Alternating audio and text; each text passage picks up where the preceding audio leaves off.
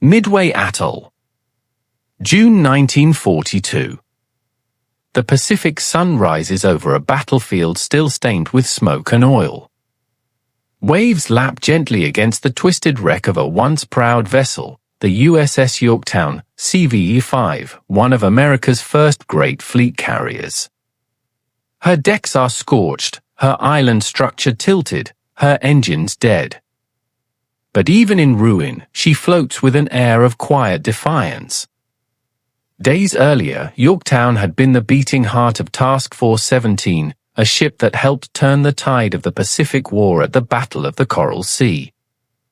Though badly damaged there, she was miraculously repaired in just 72 hours at Pearl Harbor. Welders worked without pause, patching her hull with steel plates, restoring power, and sending her back into combat before the paint on her decks had cooled. At Midway, Yorktown again became the target of relentless attack. Dive bombers from the carrier Hyrie struck her twice, setting fires that burned through multiple decks. Torpedoes followed. Yet her crew refused to abandon ship until the order came. Even then, damage control teams fought the flames long after she should have sunk. When Japanese reconnaissance planes later photographed the scene, they expected only wreckage. Instead, they saw evidence of something unexpected, a ship that had absorbed punishment beyond expectation, still intact enough to float. The images made their way back to Tokyo, where naval engineers began asking questions. How had the Americans built a carrier so resilient? What they would later discover went far beyond armor or tonnage. When Japanese officers finally stepped aboard captured American vessels in the closing years of the war, they were stunned by what they saw. Spacious crew quarters with individual bunks, cooled air circulating through ducts, stainless steel kitchens, and filtered ventilation even in engine rooms. Compared to their own carriers, where men slept in sweltering steel compartments, drenched in oil fumes and heat, the difference was overwhelming. One officer later wrote, "These ships were designed for men, not machines." This film tells that story, how a single inspection, born from the wreckage of the USS Yorktown, revealed the hidden strength of the American fleet, not in weapons, but in the unseen systems that kept its sailors alive, alert, and ready to fight. Because sometimes, the most powerful weapon in war is the simple ability to breathe clean air beneath steel. To understand why the inspection of an American carrier so deeply impressed Japan's naval officers, we must first return to the interwar years, to an age when treaties, tonnage limits, and engineering philosophy quietly shaped the fleets that would soon clash across the Pacific.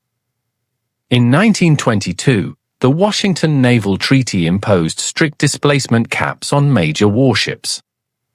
Each signatory nation, including the United States and Japan, was forced to balance weight, speed, and armor within narrow margins.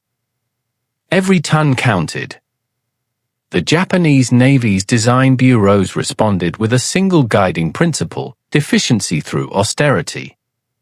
Their ships would be weapons first, living spaces second. By the mid-1930s, the Imperial Japanese Navy had become one of the most technically advanced forces in the world. The carriers Akagi and Kaga embodied this ideal: fast, lethal, and beautifully engineered. Yet their interiors were stark. Crews slept in dense stacks of hammocks beneath bare metal beams. Ventilation was minimal, air heavy with the scent of oil and humidity. Meals were served in tight messes, and sanitation facilities were basic at best. The philosophy was simple: discipline and sacrifice sustained the fleet, not comfort. Across the Pacific, a different doctrine was forming. In Washington and Norfolk, the U.S. Navy's Bureau of Construction and Repair began to study how human endurance affected performance. Reports from the tropics revealed alarming patterns. Men stationed in hot, unventilated compartments suffered chronic fatigue, slower reaction times, and rising rates of mechanical error.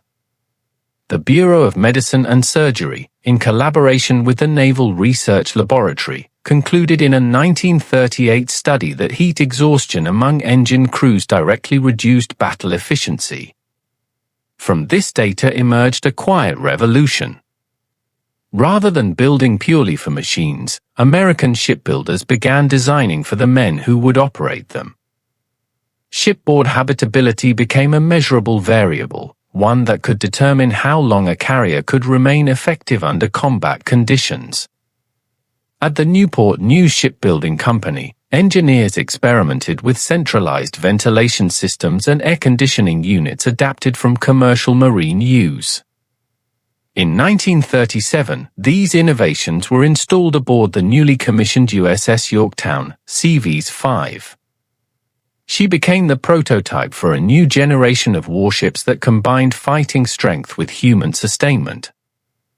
Her design integrated forced air cooling in radio rooms, crew quarters, and even food preparation areas. The ship could maintain a temperature differential of up to 15 degrees Fahrenheit in tropical climates, a remarkable achievement for the era.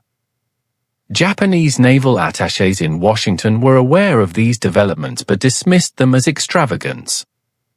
A memorandum from the Imperial Navy's Technical Department in 1939 noted, "American warships prioritize comfort, but comfort does not win battles." Within the confines of treaty limits, Japan's designers chose instead to maximize armament and propulsion.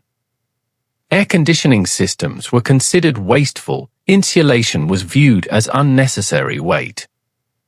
When war broke out in 1941, both navies sailed into the Pacific with fleets shaped by these opposing philosophies. Japanese carriers such as Shikaku and Zyakaku were engineering marvels, fast, maneuverable, and deadly. But in tropical operations, internal temperatures regularly exceeded 45 degrees Celsius (113 degrees Fahrenheit). Below decks, humidity reached 90%. Crews often slept on deck between missions, gasping for air under the stars. American carriers faced the same climate, but their crews operated in cooled quarters with filtered air and steady meals prepared in air-conditioned galleys. Fatigue rates were lower, morale higher, and the maintenance cycle faster. Engineers at the Bureau of Ships documented that crew efficiency aboard the Yorktown-class carriers was measurably superior in prolonged operations compared to earlier classes. These differences went largely unnoticed by enemy intelligence during the early years of the war. Japanese strategists focused on flight capacity, bomb load, and armor, not on ventilation or crew comfort. Yet beneath those metrics lay a subtle advantage that would become clear only when Japanese officers finally saw the interiors of American ships for themselves. By 1942, as the USS Yorktown sailed into the battles of Coral Sea and Midway, she embodied an idea that was quietly revolutionary, that engineering for endurance could shape the outcome of war as surely as engineering for firepower. It was a lesson the Japanese Navy would not recognize until it was too late. When the USS Yorktown went down after Midway, her loss was more than symbolic. For the Imperial Japanese Navy, the wreck represented both triumph and mystery. Reconnaissance photos taken by float planes from the cruiser Chikuma showed a carrier that refused to sink, its hull stubbornly upright even after sustaining multiple bomb and torpedo hits. The Japanese technical staff, studying the grainy images, could not fully explain how an American carrier of similar displacement to their own Shikaku could absorb such punishment and still remain afloat. What they could not see was what lay beneath Yorktown's decks, an intricate web of bulkheads, reinforced ventilation shafts, and compartmentalized ducting that doubled as structural bracing. The same systems that kept her crew cool and supplied with clean air had, unintentionally, added rigidity to her internal frame. When the Bureau of Ships designed these carriers, every duct and air passage was nested within watertight compartments, strengthening the overall hull. Though the Yorktown herself sank, fragments of her class survived in shipyard records, engineering drawings, and sister ships. The USS Enterprise and USS Hornet shared the same design lineage, and their operational reports circulated widely through the US Navy. Meanwhile, Japanese engineers at the Kure Naval Arsenal and the Yokosuka Technical Department quietly gathered whatever data they could from battle debris, reconnaissance, and captured equipment. In early 1943, Japan's Naval Technical Research Institute, known internally as Kaigun Gijutsu Kenkyujo, received partial blueprints and photographs recovered from debris near Midway and the Solomon Islands. These were combined with intelligence summaries from submarine crews who had photographed damaged American carriers before they sank. Among the most valuable finds were cross-sectional drawings of ventilation trunks labeled USN Standard Duct Type 14B. Captain Matsu Toshio, a ventilation engineer assigned to the institute, later recalled in his post-war notes, "We were astonished to find that each compartment had its own controlled airflow. Even the galley, bakery, and sickbay were independent of one another. The Americans designed for comfort we did not yet understand." Under his supervision, a technical group began reverse engineering the recovered components. They found heat exchanger coils, copper piping, and electrically driven fans sealed within vibration-dampened mounts. By Japanese standards, where auxiliary systems were often exposed and manually adjusted, this was excessive complexity. Yet the logic was clear: temperature stability equaled reliability, and reliability sustained combat power. In late 1943, captured American supply crates from Guadalcanal contained portable air conditioning units marked U.S. Navy, Bureau of Ships. The Japanese analysts at Kure disassembled them piece by piece. Their conclusion was both technical and cultural. The report filed by Engineer Commander Hideo Mizuno summarized, "In our ships, heat is endured. In theirs, it is managed." The turning point came in mid-1944, when Japanese naval personnel gained access to larger sections of damaged U.S. ships following the battles around Saipan and the Philippine Sea. Salvage divers recovered machinery, ductwork, and insulated panels from shallow wrecks of auxiliary vessels. What they found confirmed their earlier suspicions: the Americans treated habitability as a matter of logistics, not luxury. At the Kure Arsenal, workshops reconstructed partial mock-ups of U.S. compartment layouts using measurements from these finds. One surviving schematic, discovered in the U.S. Naval Technical Mission archives after the war, bears the handwritten note, "Air routes to every man." For the Imperial Navy's constructors, it was a revelation tinged with frustration. They recognized that this attention to human endurance might explain why American carriers could operate longer without rotating crews or suffering breakdowns. Yet Japan's industrial situation left little room for imitation. Shortages of copper, electric motors, and insulation made it impossible to replicate such systems even if they wanted to. As the war deepened, the Japanese Navy's study of American ship design evolved from curiosity to envy. They began to understand that the true secret of American naval power wasn't just in radar or steel, it was in the systems that kept men functional, clean, and awake through endless hours of combat. The officers who would later board a captured American carrier would finally see this for themselves, walking the cooled corridors, feeling the quiet hum of ventilation fans still turning long after the engines had died. For many, it was the first time they realized that comfort was not weakness, it was strength engineered into steel. By early 1945, Japan's naval war effort was collapsing, but its engineers continued to collect technical intelligence from wreckage, captured bases, and even sunken ships. The inspection that would later be remembered most vividly took place at Yokosuka Naval Base, where fragments of an American escort carrier were brought ashore for study. The vessel, believed to be sections of the USS Sangamon or USS Langley, too, damaged in the Leyte operations, had been recovered from shallow waters near Luzon. When a group of Japanese naval officers and engineers entered the remains, the experience left them speechless.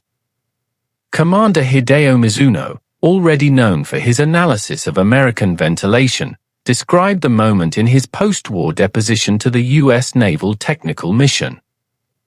"We expected rust and burned steel, but the rooms were lined with insulation, the ducts still clean, and fans mounted on shock absorbers. The living quarters were bright, and the air, even after months submerged, smelled faintly of metal, not fuel." They examined crew quarters first. Instead of hammocks or narrow bunks stacked against bare bulkheads, they found individual racks fitted with springs and cleanable mattresses. Rubber flooring lined the corridors, absorbing vibration and noise. Stainless steel sinks, still polished under soot, reflected the glow of their lanterns. What struck them most was the uniformity, every space designed with purpose. Galleys were separated from sleeping quarters by sealed hatches to contain heat and odor. Ventilation shafts ran overhead like arteries, branching into small ducts that fed each compartment. The entire network was managed through thermostatic valves and electric controls, devices unknown on Japanese ships at the time. Even the galley astonished them. The kitchen was not a chaotic furnace but a mechanized production line in mixers, electric ovens, refrigeration units, and mechanical dishwashers, all powered by auxiliary generators independent from the main engines. American sailors, it seemed, could eat fresh bread and cold fruit in the middle of the Pacific. To men accustomed to rice cooked over open burners in stifling air, it was beyond imagination. In another section, the visitors found the sick bay lined with enamel-white surfaces and cooled by separate air conditioning units. Medical equipment, still strapped in place, spoke of a standard of care that rivaled land-based hospitals. Commander Mizuno's report noted with a kind of awe. Every space for the human body was guarded from heat and smoke. Their engineers fought the enemy we never saw, fatigue. These findings were consolidated into an internal memorandum circulated among senior officers at CURE and the Naval Technical Department in March 1945. One paragraph from Rear Admiral Katsumi Sakabe summarized their collective impression. "American warships are machines serving men. Ours are men serving machines." It was not mere poetry. Quantitative studies conducted after the war validated these observations. The U.S. Navy's Bureau of Medicine and Surgery later published Naval Medical Bulletin No. 33, 1944, documenting that thermal stress and heat casualties aboard unventilated vessels reduced mechanical efficiency by up to 40%. In contrast, ships equipped with full climate control maintained operational effectiveness in tropical theaters for months without significant crew turnover. For the Japanese, such efficiency was unattainable. Material shortages, industrial bombing, and shrinking resources meant that even basic ventilation fans were rationed to capital ships. Copper for wiring was redirected to radar production, and insulation was considered non-essential. Attempts to retrofit older vessels with cooling systems failed. The Thai disaster in 1944, partially caused by inadequate exhaust ventilation, served as a grim reminder of their limits. Still, the officers who had seen the American interiors never forgot. Years later, when some of them joined Japan's post-war maritime self-defense force, they carried those lessons forward. They spoke not of guns or armor, but of airflow and temperature, of the invisible architecture that sustained endurance at sea. In 1945, the Imperial Navy's understanding of modern war shifted in a single, humbling moment, not through the roar of battle, but through the quiet hum of air still moving in a dead ship's corridor. By 1944, the Imperial Japanese Navy had begun to grasp what its engineers had long suspected, that American naval superiority extended far beyond ordnance and tonnage. It was embedded within design philosophy. Yet understanding a truth and acting upon it are two very different things. For Japan, the realization came at the worst possible time, when its shipyards were crippled and its fuel and steel reserves were vanishing. At the Kure Naval Arsenal, technical officers tried to apply lessons drawn from their analyses of American ventilation and habitability systems. The goal was to integrate improved airflow into Japan's newest carrier, Tai, the first and only Japanese carrier built with an armored flight deck, commissioned in March 1944. Her designers, led by Captain Toshihisa Kaji, sought to remedy one of the Navy's chronic weaknesses, internal heat and poor air circulation. In theory, TAI's ventilation system was advanced for Japanese standards. It incorporated forced air fans and filtered intakes designed to reduce boiler fumes and control temperature in ammunition spaces. But with resources stretched thin and construction rushed, compromises became fatal. The use of lower-grade steel for ducts, limited rubber seals, and inadequate venting of aviation fuel vapors made the system both fragile and dangerous. On June 19, 1944, during the Battle of the Philippine Sea, Tai was struck by a single torpedo from the American submarine USS Albacore. The damage itself was not catastrophic, the armored flight deck held firm, and flooding was contained. But deep within the ship, volatile gasoline vapors spread through the very ventilation system meant to protect her. Hours later, an accidental spark ignited the fumes, causing a chain of explosions that tore through the carrier's interior. Within hours, Japan's most advanced warship was gone, destroyed not by the enemy, but by its own air. When the news reached naval engineers at Yokosuka, the irony was bitter. The attempt to imitate American attention to air circulation had ended in catastrophe. Postwar analysis by the U.S. Naval Technical Mission to Japan, report NTMJ 200-45, concluded that TAI's ventilation design had been incomplete, untested, and misunderstood in its purpose. Instead of cooling and protecting the crew, it had become a conduit for disaster. This failure marked a turning point in Japan's wartime engineering mindset. The surviving designers realized that American systems were not just technical features but products of an entire industrial ecosystem, one with reliable materials, standardized safety testing, and decades of incremental refinement. The Japanese had tried to replicate the form but not the foundation. Meanwhile, aboard American carriers, the very systems Japan struggled to copy were saving lives daily. Reports from the USS Enterprise, USS Essex, and USS Bunker Hill detailed multiple instances where fires were contained because of sealed, ventilated compartments. The Bureau of Ships credited air control and damage control training with preventing secondary explosions and toxic fume buildup during attacks.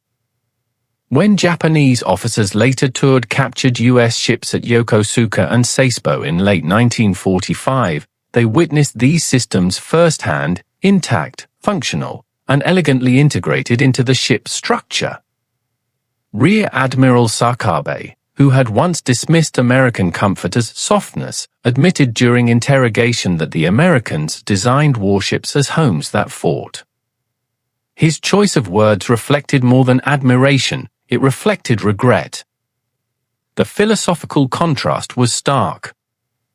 Japanese design had been born of scarcity and sacrifice, the belief that endurance meant suffering. American design was born of abundance and foresight, the belief that endurance meant preservation. Both produced courage. But only one produced sustainability. By the end of 1944, as Japan's naval air arm disintegrated and its carriers became floating coffins, the lesson stood painfully clear: a ship's strength was not measured by armor or aircraft capacity alone, but by how long her crew could keep fighting within her walls. The Thai explosion had taught Japan what Yorktown's resilience had already proven, that engineering for men was not indulgence, but strategy. It was the moment when the war's technological race quietly shifted from who could build the strongest ship to who could build the one that could endure the longest. When Japan surrendered in August 1945, the once mighty Imperial Navy lay silent beneath the waves. The arsenals at Kure and Yokosuka were ruins, and the men who had designed its warships now stood before Allied interrogators, offering their technical knowledge in exchange for understanding. Among the questions the Americans asked was one that lingered in every engineer's mind: what had the Japanese learned from the enemy's ships? The answer came in a series of debriefings compiled under the U.S. Naval Technical Mission to Japan, a sweeping post-war investigation into Japan's science and engineering. In dozens of translated reports, classified until the early 1950s, Japanese officers spoke candidly about what they had seen aboard captured American carriers. The words comfort, efficiency, and human endurance appeared again and again. Rear Admiral Katsumi Sakabe, the former chief of ship construction, wrote that American warships were balanced between man and machine, while Japanese ships favored machinery at the cost of the sailor. Allied engineers were struck by the humility of these statements. They had expected to uncover secrets of Japanese metallurgy or propulsion. Instead, they found a cultural revelation. The same officers who had once dismissed air conditioning as frivolous now spoke of it as essential to combat performance. In one debrief, Commander Hideo Mizuno described standing in a sealed American engine room and realizing that the steady air and low noise allowed engineers to work twice as long without fatigue. It was not luxury, he said. It was calculation. For the United States, these confessions confirmed the validity of its own wartime design philosophy. Within 2 years, the Bureau of Ships established the Habitability Division, a dedicated branch tasked with improving lighting, temperature control, noise reduction, and sleeping arrangements across the fleet. The Bureau's 1947 habitability study drew directly on wartime experience, noting that a man rested is a weapon maintained. These standards shaped every major vessel from the Essex-class refits to the post-war Forrestal carriers of the 1950s. Meanwhile, in Japan, the same officers who had walked those quiet American corridors were invited to assist in rebuilding the new Maritime Self-Defense Force, JMSDF. Under U.S. supervision, Japanese shipyards reopened, and their first post-war destroyer, the Harakes, DD-101, launched in 1956, embodied everything learned from those wartime inspections. It featured full air conditioning, soundproofed sleeping quarters, and a mechanically ventilated galley based on U.S. Navy blueprints. Engineers who had once served the Emperor now studied American manuals on ergonomics and thermal regulation. The change went deeper than technology. It represented a shift in national philosophy, a recognition that industrial progress was inseparable from human welfare. In the war's final years, Japan had exhausted its people as completely as its fuel tanks. The comfort systems they once scorned were, in hindsight, emblems of a different kind of power, one rooted in respect for endurance rather than indifference to it. Historians later noted that this quiet post-war collaboration bridged two design cultures. The Americans, who had engineered for abundance, and the Japanese, who had engineered for scarcity, met at last on common ground. The result was a generation of ships that combined precision with humanity.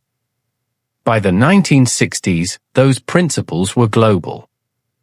The Royal Navy, the French Marine National, and even the Soviet Navy adopted similar standards of crew ventilation and living space, citing studies that traced their lineage to the wartime U.S. Bureau of Medicine and Surgery. The lessons drawn from the Yorktown and her sisters had outlived both fleets that once fought over the Pacific. For the men who had inspected that captured carrier, the memory remained vivid. Rear Admiral Sakabe, in an interview recorded before his death in 1962, reflected on what he had seen 2 decades earlier. "We believed endurance was born of hardship. The Americans showed us it was born of care. From the ashes of war, that single realization would influence every steel hull Japan built thereafter. When the Pacific War ended, the oceans themselves seemed to rest. Thousands of ships, once instruments of ambition, fear, and fury, lay scattered across the world's waters like fossils of an industrial age pushed beyond its limits.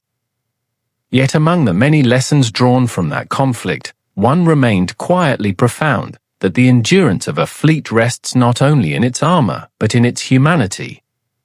The story of the USS Yorktown and the astonishment of Japanese officers who later examined captured American carriers is not, at its core, a tale of victors and the defeated. It is a story about understanding, about how 2 nations, through the crucible of war, came to see that technological power and human design are inseparable. For the Imperial Japanese Navy, the shock of discovery was almost philosophical. Their entire doctrine had been built upon sacrifice, the belief that devotion could substitute for comfort, and that hardship forged discipline. In that worldview, the sailor was an extension of the machine, and the machine was the measure of national will.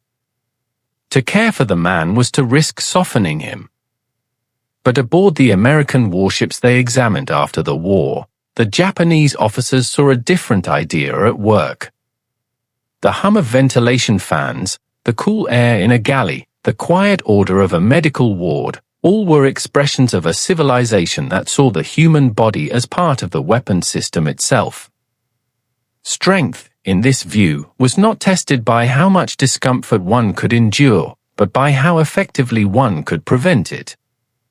Historians would later describe this as the human factor revolution in naval design, a transformation that began long before the war and reached maturity through it. In the 1930s, American engineers like Rear Admiral Samuel M. Robinson had argued that morale and mechanical readiness were 2 sides of the same coin. By the 1940s, that philosophy had become doctrine. The ship was a living system, its crew the vital organ it was built to protect. This holistic vision created ships like the Yorktown, Enterprise, and Essex, vessels that could fight for weeks without port, cross hemispheres without exhausting their men, and survive damage that would have destroyed less hospitable designs. In them, steel served flesh, not the other way around. For Japan, the realization came through loss.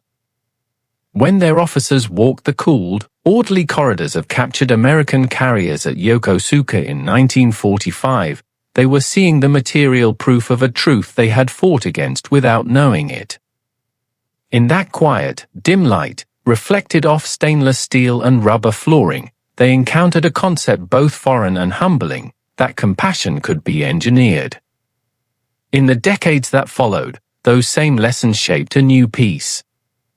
The post-war Japanese shipbuilders who once designed instruments of war would go on to design commercial vessels, hospital ships, and research craft that carried comfort and safety as central virtues. The hum of their engines, the measured airflow through their compartments, echoed the unseen legacy of those wartime revelations. Today, the USS Yorktown rests preserved as a museum ship in Charleston, South Carolina, its decks silent, its corridors cool. Visitors walk through the same spaces once filled with the heat of battle and the rhythm of human endurance. Few realize that among all the stories the ship carries, one of the most powerful was not written in gunfire, but in air. Because history often remembers victories in terms of explosions and wreckage.